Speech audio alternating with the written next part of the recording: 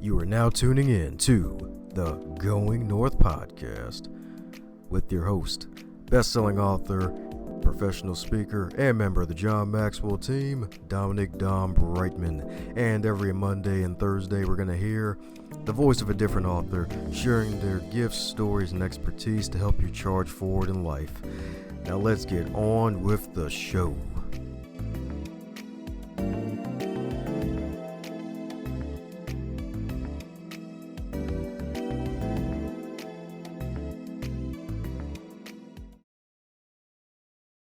And today on the Going North podcast, we bring you some fabulous humans from across the globe. Today is no different. Because we got another fabulous author from the Creative Edge crew, baby. That's right. These are some creative folks who have an edge and not Adam Copeland. Because today's fabulous author right here is not only a fabulous mom, but she's also an American Sign Language interpreter, which is actually a first for this podcast. Never had a ASL professional on this podcast, and her motivation for learning ASL actually began back in high school, where she wanted to converse with her deaf friends. And she also penned a magical novel called Her First Mystery, which is Death by Dissertation, which was published back in April 2019, as well as Dead Week. As in addition to that, a children's picture book series featuring Duke the Deaf Dog as well. So this is a lady of many talents. In addition to all that fabulous stuff, she also serves on the board of editors for the Registry of Interpreters for the Deaf publication Views. So let's give it up for the fabulous KB, not KB towards herself, Miss Kelly Brakenhoff. How are you today, ma'am? Hi, I'm great. How are you doing? Doing fabulous indeed. Doing fabulous indeed. We got the fabulous Kelly on the show. That's what I'm talking about. That reminds me when I was younger and people would try to make fun of my name and, like they do the rhyming thing. And it was like the worst thing they could come up with was Smelly Kelly with a belly full of jelly. So stupid. I know, right? I was really hurt though. Probably didn't even have a belly, at least a huge one. Well, no, but it was just, I suppose is that if that was the worst they could come up with, that was okay. Oh yeah, they could always call you a tree. That could be worse. Wait, I do that to myself. Never mind, that's bad.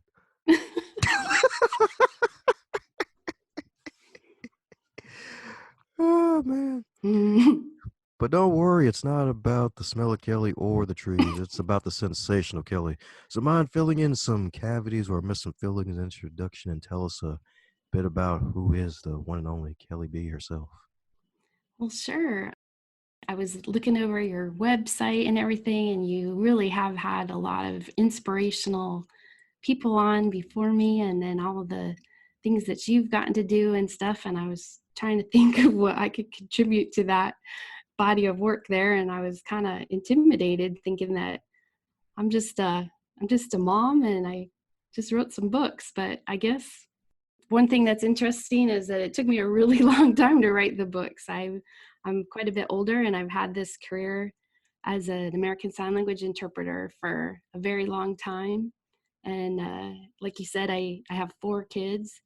And so that took a lot of my time trying to raise them and teach them how to use the washing machine and the dishwasher while they were growing up until they could fend for themselves and move out. And once they got older, I got serious. I'd always wanted to be a writer my whole life.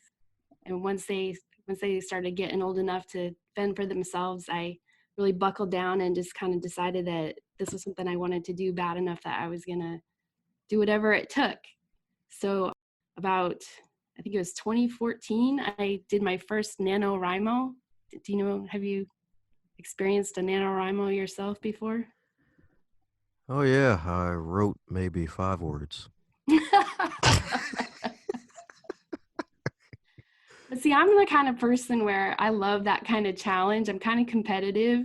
Like our family, we have these, game nights, and all of our kids everybody in our family is really competitive. So if you set a competition before me, that's like the best way to get me to do something. So when I read about National Novel Writing Month, I thought, okay, I can write every day for 30 days and I can come up with 50,000 words. I think I can do this. So one year, I just decided to go for it.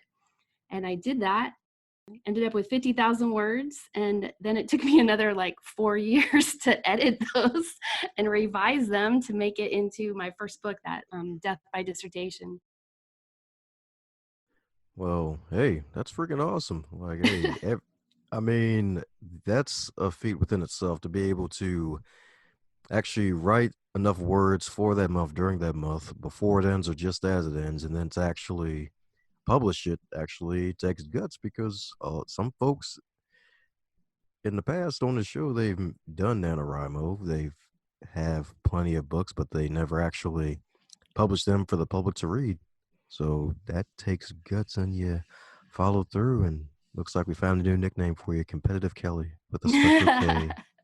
Yep, KCK. Yep, that's right. I mean, definitely, it's a great accomplishment just to do NaNoWriMo. And some people just do it for their own personal satisfaction, just to kind of set themselves a challenge and just try to do that. But, I just wanted more. I've always wanted to be an author, and I never really saw the path to do that just in my life and with time and everything. But once I broke it down into the small chunks of like, okay, well, I can write 50,000 words and then I can start working on getting them revised. And, it took me a couple years to get through that whole process. And I submitted it around to a bunch of agents and publishing houses and that kind of thing. And, I had a lot of people ask, they ask you to send in your whole manuscript and all that. And I did that for like over a year, just worked really hard at that. And then I just never could get anybody that was, interested in offering me a contract. And so I kind of went through this time where I had to decide, like, do I start something else or do I just keep working on this one? And I really believed in the story because the main character, her name is Cassandra Sato, and she moves from Hawaii to Nebraska for her dream job. And which, like, who does that, right? But she always wanted to be a college administrator. She works in a small college in Hawaii, and she wants to become like a president of a university someday. And so she gets offered this job at this college in Nebraska. And after a couple months, they find a student dead on the campus. And so she has to go and help figure out what happened to the student. But some of the characters in the book are deaf and use American Sign Language. And in the process of writing the book, I realized that part of why like one of the things that I wanted to do with this was just kind of make people aware of what it's like. With my day job, I work with deaf people all the time, and I know lots of really cool deaf people that have really cool jobs and do great things. But, your average person doesn't run into very many deaf people, and you might not know very much sign language except for the alphabet and a couple of curse words, and that's it. And so I thought it'd be really cool to just have characters in the book that are deaf and use sign language. So the more I've gotten into it and the more I've written in the series and everything, I realized that that was kind of, my thing, or like what I wanted to do was to just kind of make the world more aware of like what it's like to be deaf or to know sign language. A lot of the feedback that I've gotten from reviewers and readers, a lot of the readers have said that they really appreciated learning about deaf culture, or about, like, the first book is a lot about what it's like to be a college student who's deaf. And just kind of, if you imagine that you're in your class and the professor's talking, but you're getting all the information through the interpreter, and kind of what that's like and how hard and challenging that is. A lot of people just don't think about things like that. And so the readers have really enjoyed kind of just getting a taste of what it's like through the books. So that kind of cemented in my head, like, why I'm doing this. Oh, yes, indeed. Yes, indeed. And I'm guessing your day-to-day work with working with deaf folks, is that really the main inspiration behind the novel, the mystery novel? Yeah, definitely. So, in my day job, most of what I do is on well, not now, but usually what I'm doing is on college campuses. And so I actually attend the classes with our deaf students and interpret what the teacher and the other students say in class, and then interpret what the student says to the rest of the class so that everybody kind of knows what each other's saying. So I've been doing this for over 20 years, and I've done like 17 different college majors, all the way from like freshman English to PhD candidates, a really, really wide variety of things. So I've seen really good professors. I've seen really bad professors. I've had really interesting classes and some classes that are really, make me squeamish or things like that. So it's been a really, interesting thing. And so I've just noticed like your college campuses have so much, politics and academic politics. I've worked with faculty members too and sat in on staff meetings and everything. And, some of that stuff, like how they always say, like, life is stranger than fiction. Always kind of thought, like, this is a great place to have a murder.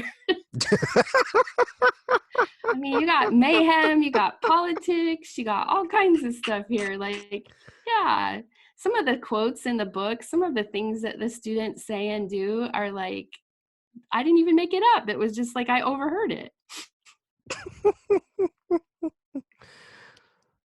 So not just killing walls, but killing humans, huh? Yeah, no, I there's quite a few series that are based in college campuses, so I think I'm not the only one who thinks that that's just kind of a ripe setting. Oh yeah, because definitely right. Because I mean, a lot of folks in the springtime of youth, some professors fighting for tenure, and then Right, of course right. administration, the politics, and hell, that's everywhere. Shoot, Mhm, whenever there's more than one person, there's going to be something happening. mhm.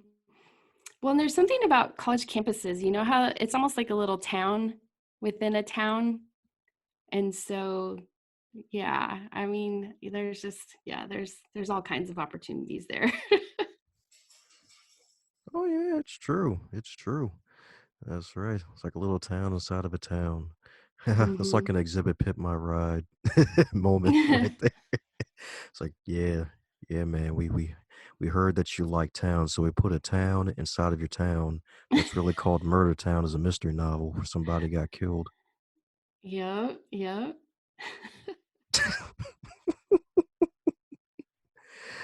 Oh I'm sorry, I man. have this visual of this car with like this town inside the back, whatever. What's the thing? The back rest behind the seats. Yeah, the little town in there. You've totally taken me off on a tangent now. I'm sorry. I'll come back. Oh no, we're gonna go down the rabbit hole. Bunny ears engage. So about that time we had the mushrooms. Let me stop. Ugh. I'm just messing with you, don't worry. But it's all good though. It's all good. So out of all of the types and genres out there of novels and fiction, why mystery? Oh, that's easy. I love mysteries. This has been my favorite genre since I was little, Nancy Drew, except I thought Hardy Boys were more interesting because they got to do more cool stuff. They like got to, I don't know, they get to go dig and camp and all this stuff. And as I grew up, I just read more and more mysteries. And so that's just kind of what I love to read. I love to read thrillers too, but um I don't know. Those are the things that I know. Those are the things that I love to read myself. So that's what I wanted to write. Sweet. Yes, indeed. Yes, indeed. It's kind of funny. It's like whatever we expose ourselves to the most is what we eventually become. It's like you expose yourself to mystery books and then you love them so much that you eventually get to join the business of immortality and write a few of your own. Yeah, I agree. Definitely. Definitely. Yeah, one of the good things, if there's not, I don't know, it's not a good thing, but one of the things that's kept me going here in my extended self quarantine are cable TV company added all the Hallmark channels to our package. We didn't used to get them, but now we have the Hallmark murders and mysteries or movies and mysteries channel. So I've been seeing all, they've got all this whole channel, just all of these different murder mystery movies and shows and stuff. And it's been really kind of nice for me to sit down at night, and I feel like I can call it research, and then it doesn't seem like I'm just wasting time. But it's been really fun. Maybe someday I'll try to sell them my mysteries. Wouldn't that be cool? Heck yeah. You probably got 2 books cooking right now as we speak. I know, wouldn't that be great? Yes, indeed. Tony the Tiger approved too. That's right, the sponsors didn't pay me and they are not going to be feeling great. That's right, Tony the Tiger. I'm about to show them who the real Tiger King is. Oh, let me stop. Oh, have you watched that? I've seen photos. I had no idea what the heck it was until maybe yesterday. I'm like, what in the blue hell is this? Yeah, I didn't, I kept seeing people talk about it, but I didn't know what they were talking about. And then I saw someone list all of the things in it, and then I was like, "Oh, okay, I think I'm okay with not knowing about it. That's all right. I'm good with that. I think I don't really need to know everything." One of the few times where ignorance truly is bliss, Yeah, right? yeah, there are a few times, and this might be one of them. Oh man. But the beautiful thing is that you are versatile indeed and agile in the literary sense because you also have a children's book as well. Yes, that's right. I do. It's kind of interesting about that. So the children's book I've written is for like preschool to like second grade age. So the kind where your parents still have to read you, or your grandparents or babysitter or somebody has to read you the book out loud. And it's called Nevermind, and it's about Duke the Deaf Dog.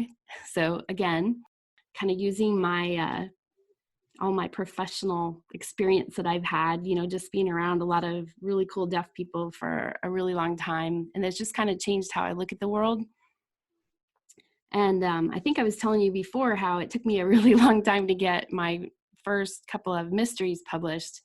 But at a certain point, I had to decide if I wanted to keep trying to get an agent or a publisher, or if I wanted to do it myself. And I did a lot of research for about a year, and I decided that I'm kind of a control freak. So I'm going to just Yes. do it myself. And so I, you know, hired an editor and a cover designer, and kind of went down that path and worked really hard to learn about the publishing industry and how I could do that. And as I was doing that, I had to file with our state to set up my own like publishing company so that I could publish my own books. And it was really interesting because, you know, I filled out the paperwork and sent in the money. And then about 2 weeks later, happened to be on Christmas Eve, I woke up in the morning and I just kind of had this weird revelation where it just dawned on me that, well, if I'm going to start my own publishing company and I'm really going to do this, then I can do whatever I want. Like, I'm the queen. So I can publish whatever kind of books I want. I can do whatever I want. And then my mind just kind of started racing from there. It was like I just kind of flipped a switch of, well, I can publish whatever I want. So if I have like deaf people that I know that, you know, maybe want to write a book, I could publish their book. Or if you know, something inspires me, I could publish that. And then like the next day I had this other idea. I was like, oh, you know, there's just not that many children's books out there for that have deaf characters in them. And I actually started doing research on it, and I started asking around. And the more research I did, I realized that, especially for this age group, there's like seriously 3 or 4 books, that's all, that have deaf characters, that aren't like, you know, there's lots of those baby signs books, because, you know, that's like a really big thing where people have babies and they like to teach them like milk and more and that kind of thing. But there's no books that actually have like deaf characters so that like a deaf child could open up the book and see like that person's like me.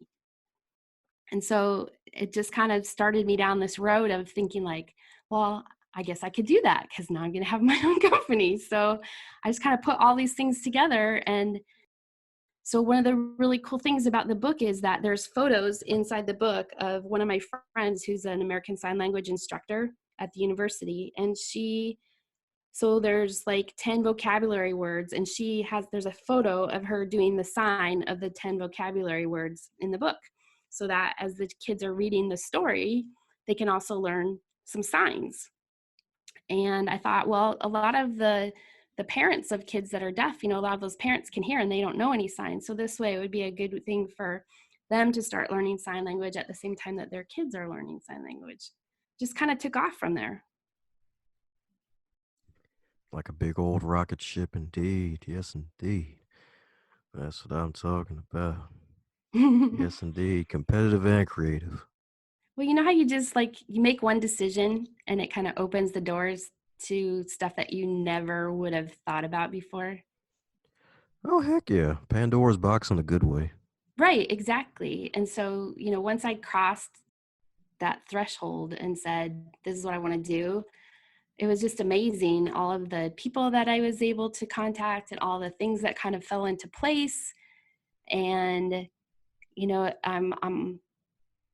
the book was published the end of December. And so just seeing the response of people and how, I don't know, people are just really excited about it. Parents are excited about it. The kids that we've read it to are really excited. We have videos online. So in the book, you also get access to videos on my website where Amy teaches you how to do the signs. And then she even reads the whole story in sign language on my website so that kids can practice how to do it and learn some signs.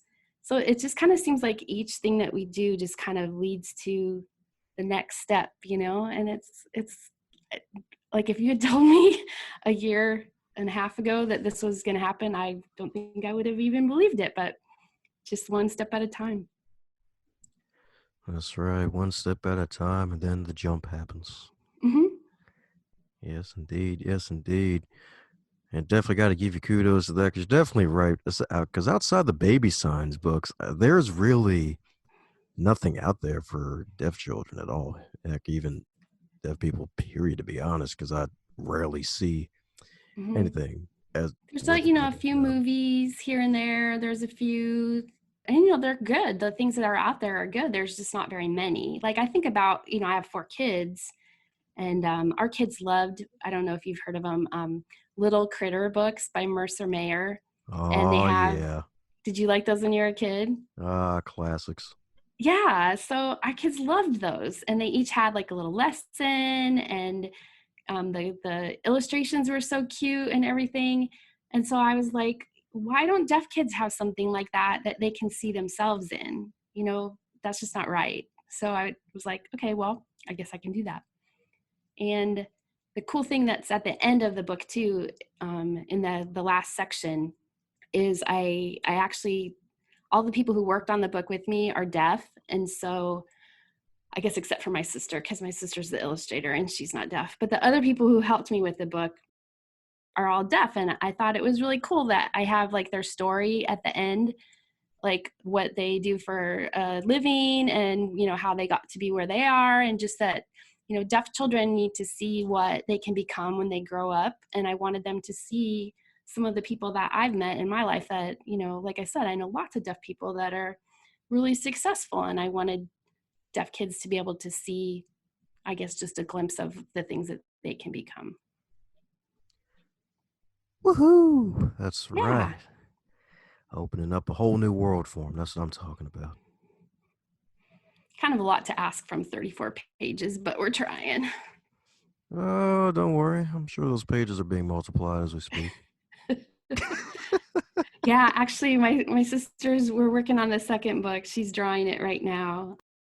You're gonna like this. The name of the second book is called Farts Make Noise. Yep, I did catch that one on the Facebook page. I'm like, oh, this is going to be good for the kids. There we go. Well, we do have 3 boys, so we had a lot of research at our house.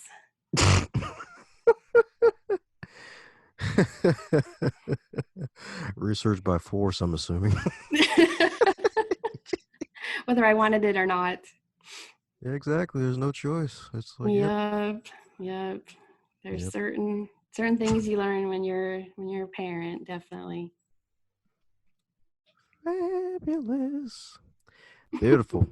So, for those who are out there, they're writing their book, and it's not a kid's book, but they may be trying to write a children's book. What's probably the best advice you can give those who maybe want to go with a little children's book route?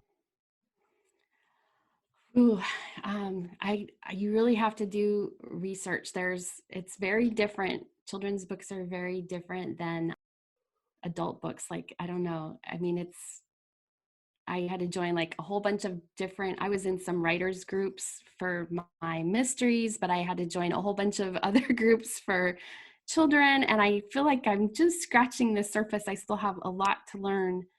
I'm really lucky. My sister did the illustrating, and a lot of times when you say like, "Oh yeah, my sister's doing the illustrating," people are like, "Oh, okay, great."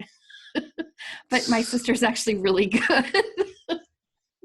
so so she's not just slapping crayons and making some sketches. She's like very good at it. She's actually a professional artist, and so that was a big relief for me that I knew that I could ask her and that she would come through for me. Whereas if you're just a person writing a book and you don't have any art skills, especially for picture books, you really have to, the illustrator makes the book. I mean, my story, while I like it and it's great, the pictures make the book. And if you look online and you see the pictures of Duke and the other dogs, I mean, they're just adorable and they just make it so much better. And even just doing older books like chapter books and books for young adults and stuff, people think that they're just like young, like little adults, but they're not. Like, you have to come at it from a completely different perspective. Ah, so true right there. So true. You're definitely right about the illustrations being everything, and like the illustrator making the kid's book itself. Because if the pictures are bad or they don't match the words, then you're trouble. Because I remember one time I was flipping through a kid's book, and there were these aliens in the book, and I forgot what they originally were supposed to be. But I'm like, wait a second, why are they green space aliens? I thought they were supposed to be like little insect people. Like, what's going on? Yeah, yeah. Well, and there's just so many kinds of art. Some of them are like anime and some of them are old fashioned. And even my sister, I just said, "Hey, I want to do this book and I want it to be dogs. And, what do you think?" And she's just like looking at me like, "You're such an idiot." I mean, she's really nice. She didn't say that out loud, but I'm sure in her head, she was like, "You have no idea what you're talking about." So she was like, "Well, what kind of drawings do you want?" So like I said, I'm lucky I could just put myself in her hands because she did a great job. But yeah, I honestly, she's what made the pictures are what make the book good. Ah, yes, indeed. Definitely fabulous right there. And that's the power of trusting a good project like that in the hands of a specialist that knows the difference, because that's something I forgot for a split moment. I was like, wait a second, you're right, because there are different styles of drawings and the illustrations. It's like, if you go for the anime style route, then you're going to be in trouble trying to reach certain audiences with your work. Well, it just shows, it just symbolizes something else, right? Or like if you do more of a fantasy type of thing or a science fiction-y kind of a look, people can tell just at a look at the pictures, what the meaning is behind it. And even little young kids, that's how they get started. If you're watching TV shows, the difference between the different cartoons and stuff and the style that they have. And so yeah, there's so much thought that goes behind all of those pictures. I think I took that for granted before I started working with the illustrator. I didn't realize like how much thought they put into every single drawing, every single step. Yeah. Yes, indeed. It's so true. And heck, even with regular, well, not, I wouldn't say regular, but with like the cartoons and the anime Mhm, on the TV and everything like that, mhm, just seeing how much behind the scenes work is required to put something like that together gives you mhm. more, makes you want to respect those who do that more often because it's like, oh, I didn't know that much work had to be required for that. Oh, sure. Just think about even, like, the Pixar shorts that you see, that takes, like, a whole team of people, a year to work on what, a 15-minute video? I mean, yeah, it's crazy. We just don't I think you're right, we just don't respect how much time and skill it takes. Oh, yeah, because folks see the finished product, they don't see the work that was involved. Mhm. I mean, I guess that's how it is with anything, right? When you're seeing something done very well, it looks effortless, but we all know it's not. Oh, yeah, kind of like how folks finish the book faster than you write it. Yeah. Yeah. And then they're like, "When's your next one?" Uh, 6 months. They're like, "What? I read that in a day." Okay, well. It's like, yep, we're gonna find a time chamber for you. Well, actually, forget not for you, for me. Shoot, it's like I'm gonna use this time chamber. I'll be right back. Woo. So, what's on the horizon for Kelly? What's next? Well, I thought I would be just busting through my 3rd book in the Cassandra Sato series. I'm working on it right now. I was like, "Oh, I have all this time at home. I should be writing thousands of word every day," but oh, I tell you, the news makes me anxious, and I don't know, the first week or so, it was really hard to get going, but the last couple weeks I've been moving along pretty good. So I'm about halfway through the next book, and like I said, my sister's working on the next Duke the Deaf dog book, so those should both be coming out later this summer. Woohoo! That's Yay! right. Yes, indeed. Sun's out, books out. That's what I'm talking about. Well, I feel like when we get past all these really difficult times, it'd be great if I had something to show for my time, you know? At least a clean house or some organized shelves and maybe a book. Wouldn't that be nice? Oh yeah, definitely. I'm in the same boat with you. Yeah.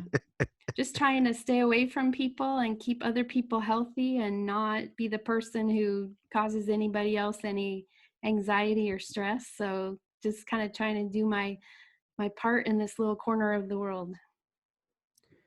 Oh yeah, some call it the cozy corner. That's right. That's right. Me and my dogs. Yay! Woof. They're really confused. They don't understand why I'm home all day. They keep looking at me are you leaving? Like, what are you still doing here? It's like we're gonna mess up some furniture. Why are you still here? No, seriously. It's like, come on, darn it. It's like the human's been here for a long time. What's going on? Is there something going on we don't know about? There was this thing with beer. I don't know. Maybe it was a chocolate chip cookie. No, it's probably the beer.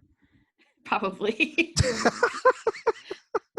Yeah, one of the first days I was home, I was making a sandwich for lunch and I put the ingredients on the counter and I made the mistake of walking out of the room. And one of our dogs is a German wire hair pointer, so he's about nose level with the counter. Oh, And when I baby. came back, my bread was gone, and I was like, "Dude, what kind of coworker are you?" It's like, who's the real breadwinner now? I know, right? Like, who are we hiring in this place? Like, seriously, no respect. Oh, my lunch. Yes, indeed. Yes, indeed. And too bad the HR office is closed on this one. Yeah, yeah, nobody wants to hear your complaint like that. Ooh, but there's one thing we definitely want to hear, and that is the advice you would give to your 25-year-old self if you were 25 in the current year of 2020. Wow, 25-year-old self. Just buckle your seatbelt and enjoy the ride because it's going to be a lot of fun and there's a lot of ups and downs, but it's going to be a lot of fun. I had my first son, my first child when I was 25, so it just got better and better after that. It's still hard to believe listening to you, though. Yeah, I know. When I was actually when I was older, my I lived in, in a different state from my parents, and I was probably about 25. And some, like, the telemarketers used to call the house, and he'd go. This guy called me, and he said, "Hi, can I talk to your mom?" And I was like, "Yeah, my mom lives in Nebraska," and I hung up. Like, I know I have a young sounding voice, but my mother does not live with me anymore. Yes, indeed. Yes, indeed. Heck, it could be an advantage too. It's like, yep, had a child at 25, you get to stay at 25 metaphorically. That's right. That's right. I wish my face and my gray hairs and my wrinkles would stay at 25, but hey. But hey, gray is in. Some call it silver. Magic. I know, yeah, all the young girls are like dyeing their hair gray. It's like, oh, okay. I'm Yeah, covering mine exactly. up. See, exactly. That's the thing I'm still confused about. I'm like, why is your hair gray? I thought y'all don't want to rush that process. Like Oh, nobody wants to rush that process. you know what's funny though? I think it just looks stunning on, if you have the right skin tone and the right style and stuff. Some of those girls look really pretty with it, but yeah, like people my age are like, no way. Yeah, exactly. It's like stop rubbing it in. No, no. Stop trying to look better than me with that. No. It's like I'm the original. I'm the natural here. Ew. Well, for those who want to keep in magical contact with competitive and kind and creative Kelly, what's the best way for folks to reach out to you? Oh, sure. I would love if people would check out my website, which is just my name, kellybrakenhoff.com, or you can see me on Facebook, and it's Kelly Brakenhoff Author. Um, Really try to post kind of funny things on Facebook and just try to talk to people and not be too salesy. But especially at this moment, like I said earlier, I'm an extrovert. I'm kind of dying here. I need people to talk to me. So follow me on Facebook and talk to me because I'm stuck in my house all day long. I'm not built for that. Yeah, I guess the dogs can only wolf so much, right? That's right. They're very cuddly, but I do like to talk to people also. That's right. Some fabulous humans. Woohoo! Well, it's great having you on, Kelly. That's what I'm talking about. So there you have it, folks. Head off to our Facebook page. Give her some likes, some magical hearts. Check out our Amazon page and check out some of the magical books if you love some mystery or want something for the kids. Yes, indeed. Something for the kids. Yes, indeed. Got a little The kid. kids. Yes, indeed. So, any parting words for the folks still listening, Kelly? I just really hope everybody can stay healthy and stay safe and hug your family and your loved ones and take care of each other. How's it going, you super special, awesome human? Since you made it to the end of this episode, it looks like you really enjoyed yourself. Since you enjoyed this episode, be sure to share it with at least 3 people in your network and tell them what you really liked about this episode. Heck, even shoot myself or the guests an email and let them know what you liked most about this interview so that way they can stay inspired to keep pushing out great work.